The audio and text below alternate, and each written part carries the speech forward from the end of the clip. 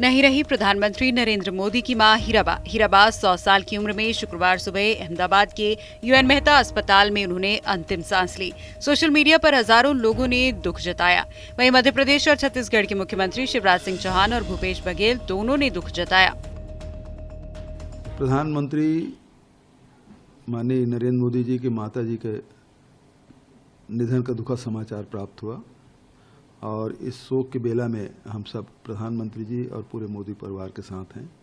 ईश्वर से प्रार्थना कि मृतक आत्मा को शांति मिले और दुखी परिवार को ईश्वर शक्ति प्रदान करे कि इस दुख को सहन कर सके। ओम शांति।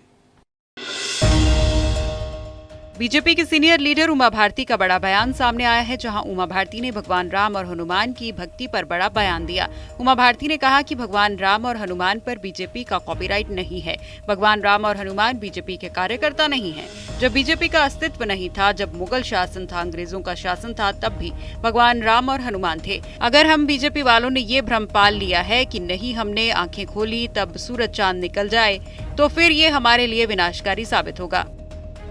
जो बात मैंने अभी कही ना कि जाति, समाज और कोई संप्रदाय या समुदाय किसी पार्टी का बंधक नहीं हो सकता। भगवान राम और हनुमान भी ये बीजेपी के कार्यकर्ता नहीं है। जब बीजेपी का अस्तित्व नहीं था, जनसंघ नहीं था, पॉलिटिकल सिस्टम नहीं थे, मुगलों का शासन था तब भी हनुमान जी थे, अंग्रेजों का शासन था तब भी हनुमान जी थे, और जब कलयुग के प्रारंभ के पहले द्वापर था तब भी हनुमान जी और राजा रामचंद्र जी थे। अगर हम बीजेपी वालों ने ये भ्रम पाल लिया कि नहीं सब हमने आंखें खोली तो सूरज चांद निकल आए हैं, तो फिर हमारे लिए विनाशकारी साबित हो जाएगा।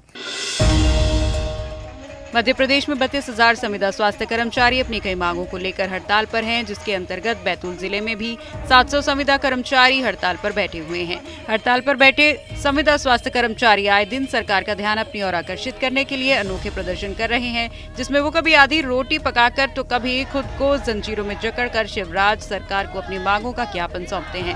वहीं मंगलवार को हड़ताल का 13वां दिन था, जहाँ संविदा स्वास्थ्य कर्मचारियों ने प्रदर्शन का एक अनोखा तरीका अपनाया।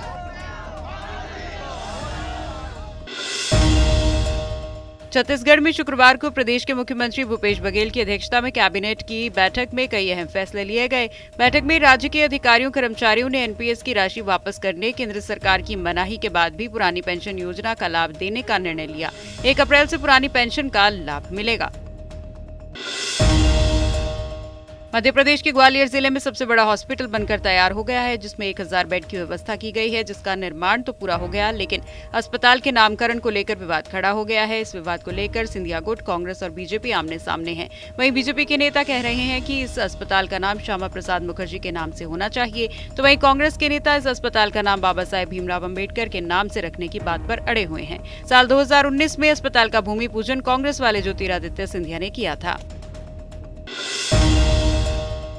मध्य प्रदेश के खंडवा जिला प्रशासनिक दृष्टिकोण से अति संवेदनशील जिलों में गिना जाता है। यहाँ सांप्रदायिक सद्भावना बिगाड़ने वाली वारदातें अक्सर होती रहती हैं। इस बार खंडवा में जय श्री राम न बोलने पर एक 10 साल के नाबालिग बच्चे से मारपीट का मामला सामने आया।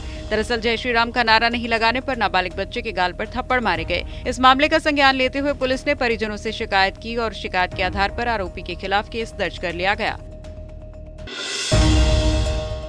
बालोद जिले में मुख्यमंत्री भूपेश बघेल की मंशा पर पानी फिर रहा है। नियम कायदों को ताक पर रखकर दिन रात रेत का खनन किया जा रहा है। इस खनन के लिए संबंधित ठेकेदार द्वारा नदी के भीतर चैन माउंटेन मशीन लगाकर रेत का अवैध खनन किया जा रहा है। मिली जानकारी के अनुसार शासन रेत निकासी के लिए प्रस्तावित खसरा नंबर की बजाय अन्य खसरा नंबर वाली जमीन से अवैध रूप से रेत का खनन किया जा रहा है। इतना ही नहीं, इस रेत खनन के लिए ठेकेदार के लोगों ने तय रॉयल्टी दर से करीब 10 गुना ज्यादा दर से वसूली की जा रही है।